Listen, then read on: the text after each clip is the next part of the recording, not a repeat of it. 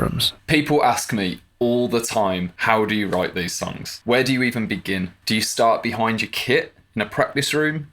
Do you start with a riff, a guitar part, and build up from there? What is the process? So today I thought I would tell you the process that I go through when composing this kind of music. And you might be surprised to know it doesn't start in a practice room. It doesn't start behind a drum kit. It starts right here behind my computer. The most valuable tool you can have when composing music is some sort of demo. Being able to listen back as a consumer. I can't tell you how many times I've been in a practice room with the most complex drum part I can possibly think of. And in my head, it's the coolest thing ever because it's so complicated. But the minute you listen back, you think, that sounds terrible. It's really, really hard to zoom out and just view it as a consumer. That's why I do almost all my composition on a computer. So when it comes to the software you're going to be using, just use whatever you're comfortable with. Because you're composing, you want to essentially get your ideas in the computer as quickly and painlessly as possible. For me, that is using Pro Tools. And right here, you can see I've got a basic demo setup session. I tend to use this whenever I'm, starting to write a song. So up here, I've got a left guitar and a right guitar. I've got ToneForge, Ben Bruce ToneForge. I love this plugin because it uses no CPU. So when you just want to be writing, you're not mixing. It's not, It doesn't really matter what the guitar tone's like, but it still gives you a fairly good tone, fairly realistic response, and it doesn't kill any CPU. So to me, ToneForge is great. For bass, I've actually got fake bass here instead of, again, taking a lot of time, changing instruments, getting a bass guitar out, re-recording the part. It's about getting your ideas down as fast as possible. So we actually just take the guitar and duplicate it and put it down here in the fake bass channel. I've got a sound shifter here which shifts everything down an octave. And then I've got it running through 2 bass amps to really stank it up. And it sounds surprisingly good. I'll show you some fake bass in a little bit, but it's more than good enough for a demo. And then down here, I've got my little one-shot drum kit that I use. I know most people use MIDI drums. I personally struggle with MIDI. I don't know why. A lot of people use MIDI bass as well. I just don't like MIDI. I don't get along with it. And again, I can't stress enough, it's about how comfortable you can work and how fast you can get your ideas in. And I just work better with audio. So I've just got one-shots. I've got like a one-shot kick here. I've got a one-shot snare here. And I just duplicate the audio. In fact, I can show you something. This is how comfortable I am to quickly smash something in. I'm going to do the most anonymous drum beat thing you can possibly think of right now, just to show you how comfortable I am using it. Let's use some kicks. That is not on the one.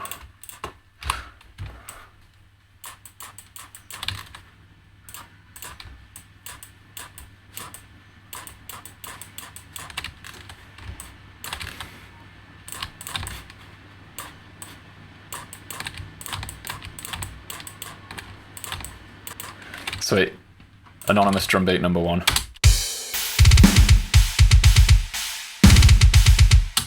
Cool. Goodbye.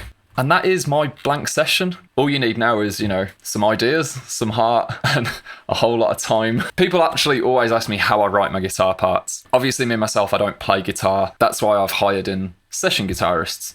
So there's a guitarist called Dan McNally and the guitarist from Oceans called James Kennedy, or Jibs. I've been working closely with both of them on my solo stuff. Usually I have them sitting right next to me here and we work on the parts together and I input them and I cut and change them and whatnot. But because there's no guitarist sat next to me today, I guess the best thing to do is to pull up an older session. I have a bunch of sessions of unreleased songs. So I'm going to pull some of them up and we'll see what we can do from there. All right, cool. Let's have a quick listen, actually.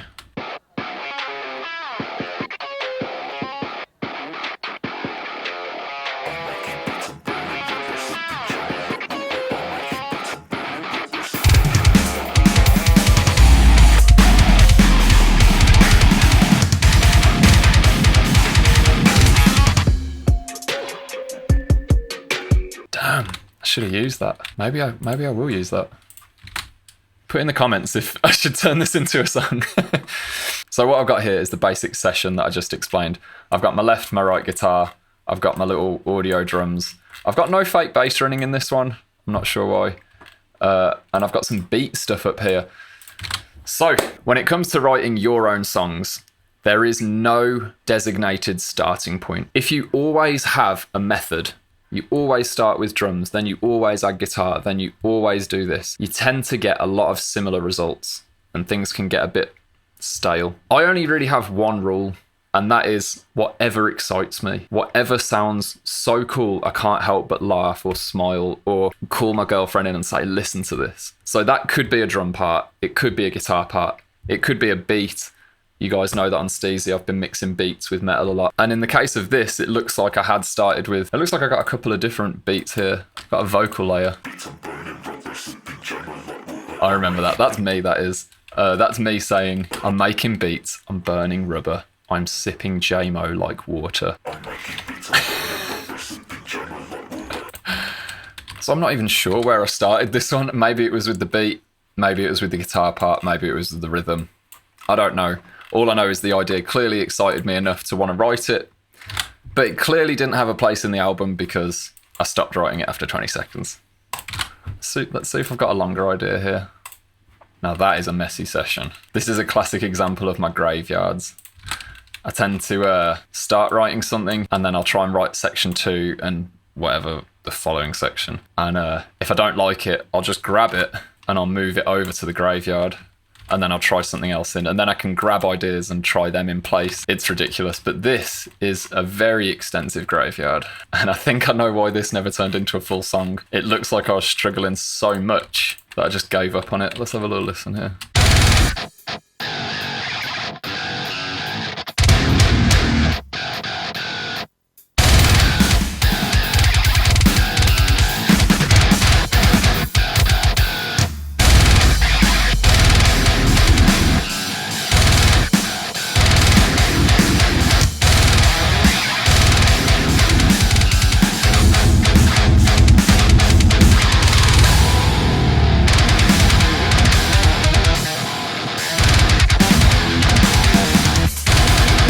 Alright, before I play too much of this, you can see here how cut up the guitar is. So this is something that I tend to do when I'm writing music. I want it in little building blocks like this.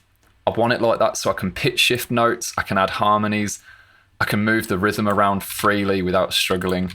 This is ideal for composition. It's not ideal for recording. If we were to listen to this right now, the stem of it, it's going to sound like trash. Yeah, not sick. But again, for a demo, it's fine, isn't it? And I got a fake bass channel set up here. You can see I've literally just taken it and dragged it down, and it's fine. It's not the best bass tone in the world, but you know, it works. Let's go to the graveyard. What we got here?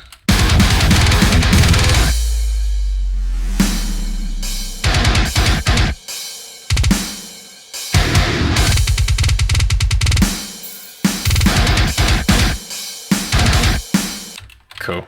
Yeah. Very me. So actually, on that note, very me, these kind of rhythms, these crazy rhythms, people ask me how I remember them, how I write them. It's all right here. I take these kick drums here, I move them around. I've got some guitar here. I could literally, yeah, let's manipulate a rhythm together. So I could quite easily make that rhythm a group of 3 here instead of a group of 4.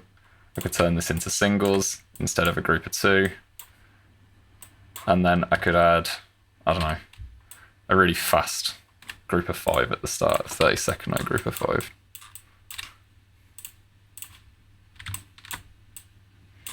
Let's put it in a less random place. There we go.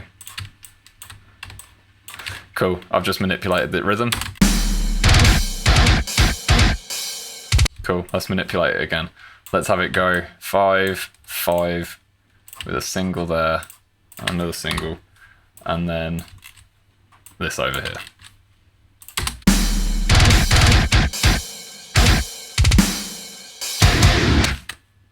This is what I do. I sit here and I mess with it and I mess with it and I mess with it. Again, that's why it's so valuable having these guitars as little building blocks like this, because you can essentially manipulate it with the kicks just as easily. And I just keep going until I think I really like the sound of that, or it's a little bit busy here, I'll remove some stuff, or that should be busier, I'm going to add some more stuff. This is why having this demo software is so valuable. You can't really do that in a practice room in a more traditional setting. But right here, I can sit here and just decide as a consumer, yes, I love how that sounds. That's how I write my crazy rhythms, and I just learn them. That's actually a really cool thing about this setup as well, is in a practice room, you tend to do things that you're familiar with. You tend to do things that you already know how to do. But in this setting, I'm not thinking, what's the tempo? 2 groups of 5 back to back. Oh, is that too fast for me? I don't know. Ugh. You just get it in. If it sounds good, wicked. It's going to stay. I'm going to learn it somehow. And I really do. Sometimes doing this really pushes me and I learn new things as a drummer. So there is definitely a lot of merits to this writing style. Let's have a quick look in the graveyard. What else we got? Ah, okay. You might recognize this beat. Yeah, I battled with this for a long time until I finally found a place for it. There was this chorus idea.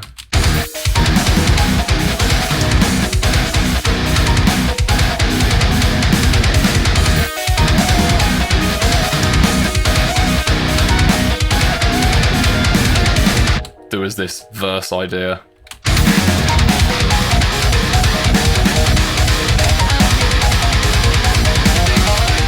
I'm pretty sure there's going to be tons of ideas for that section that never really made it. Again, none of them are necessarily bad ideas. It's just finding the place in the song. Like I said earlier, I'm not necessarily writing an intro or a verse or a chorus. Actually, this is interesting. So this is less developed. I've not got drums. I've not got a left and a right guitar. I've not got fake bass. So here is an example of where I started. I clearly started with the beat and with the guitar. So that's how that one started to get built up. But over here, when I was messing with the rhythm, I was essentially building up a drum part, wasn't I? I was building up rhythm and the guitar was just following. There's no starting point. You just have to go with the flow, and if it sounds good, you keep it. So once you've finally birthed an idea that you like, it's time to start thinking about how you're going to place that in a song. Is it an intro? Is it a chorus? Is it a verse? Where is it going to travel to? And then you've already got your tempo decided. You've already got your key decided. A lot of factors have already been decided for you. So you kind of follow the same pattern. Does it sound good? Does it flow? Does it need less flow? Does it need more flow? And you keep building up the blocks. I just want to hear more unreleased stuff now. All right, what we got here?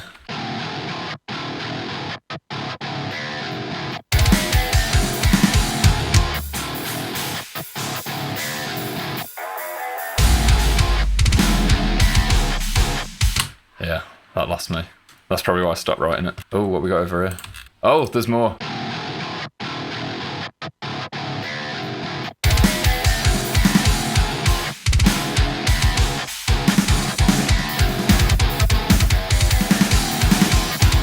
Yeah, that one lost me as well. I can see why I stopped writing this one. What's this one?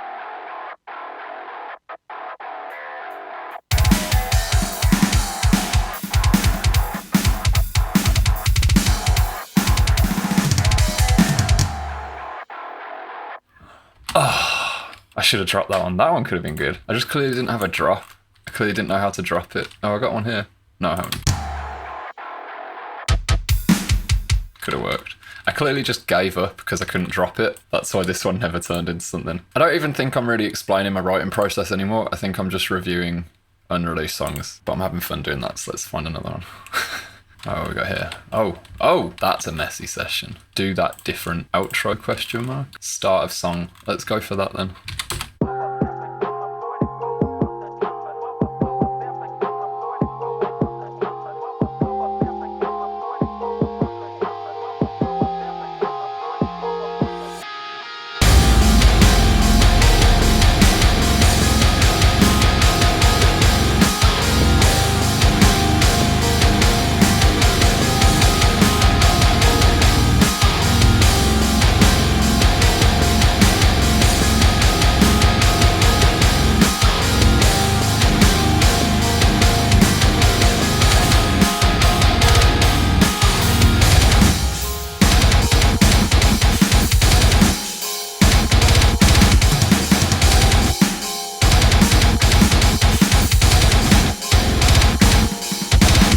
Nice.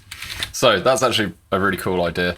I know why I didn't use this. So earlier on I talked about having an idea that's a seed and then you can grow on it and you can turn it into a full song and so on and so forth.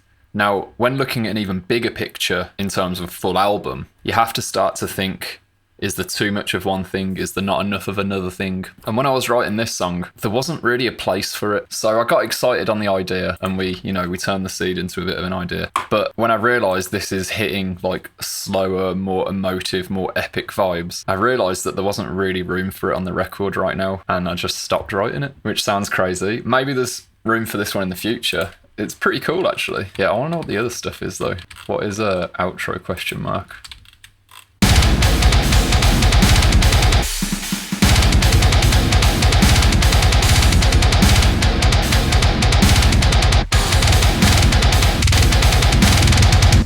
Yeah, that's a sick outro, to be fair. What's all this here?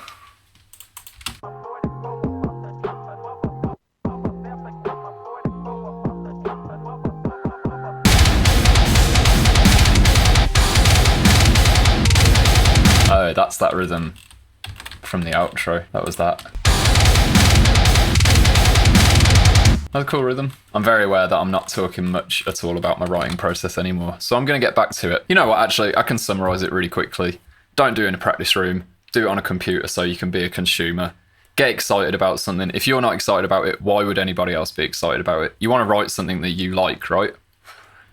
Who cares if it's drums next, guitar next, bass next? It doesn't matter. Build everything up together. Get the full picture. If you're still vibing it, write another part, another part, another part. Make sure that you're linking things, you're structuring it well. It's got relativity, it's got a strong motive, a strong theme. Doesn't matter if the drumming's easy or hard. That's another thing. Think about like Butcher Boys. The drumming's super simple. Super simple. You know, people look at me, they're like, oh, he's a drummer. This is a drum project. The drumming has to be crazy. It's not true. At what point have I said the drumming has to be crazy? This is all about composition. If the song needs simple drumming, the song needs simple drumming. That's what it's about. It's about writing good music. And that's why Butcher Boys has simple drumming. It's just right for the track. So make sure you're getting some good structures once you've birthed your idea. And then zooming further out, make sure that you don't overload the album with just one thing. Make sure that the album is a nice happy blend and it travels between the songs pleasantly and dynamically. And that is my writing process in a nutshell. Let's see if I got any more unreleased songs. Oh, we got a little guy. I'm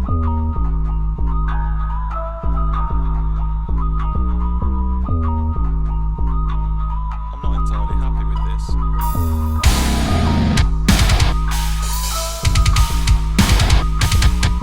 Oh, dude, that's sick. I'm going to carry that one on right now. I don't know why I stopped writing that one. I have no reason.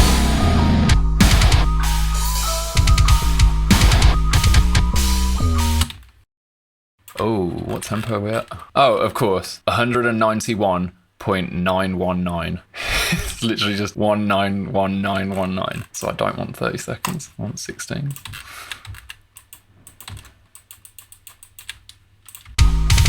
Do I have chugs for that? What is that? Oh, I'll take that. So this is why it's cool having this sort of guitar. This was on a triplet grid. I just cut it up. Steal it. Go use it elsewhere. Put it back on a straight grid.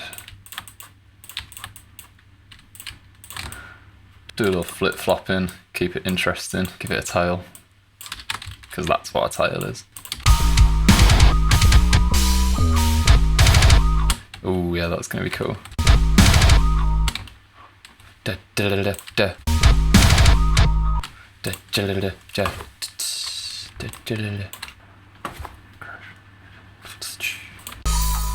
Right, crash. Back to the China. What are we looking at then?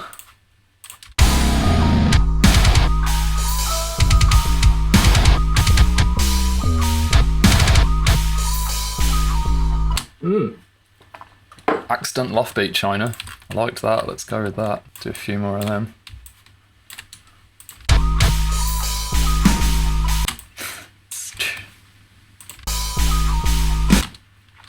Right, it's not offbeat, is it? It's date. Starting on a offbeat.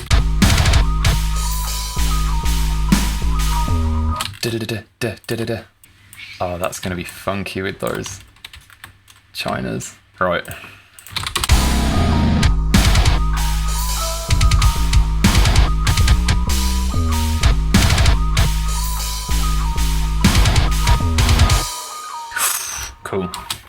Getting a bit mundane now with just chugs. This is usually where I'd have a guitarist with me and we'd spice it up a bit. There you go, live writing session. Obviously got the producer tag in there. I'm not entirely happy with this. Did I even work on it if it doesn't have my producer tag on it? I think that might be all the songs that never made it. Well, I think I'll wrap up there. This might have been the world's worst explanation of how I write music. But you heard some unreleased songs, maybe you caught a bit of a vibe. The only missing piece to this puzzle is Dan or Jibs listening to me sing guitar parts at them. Literally, that's what I do. I'll say, oh, this next bit needs a riff. It's got to be like, and they somehow make sense of that. So hats off to Dan and Jibs. Credit where credit's due. Like, subscribe, do all that stuff. Thank you.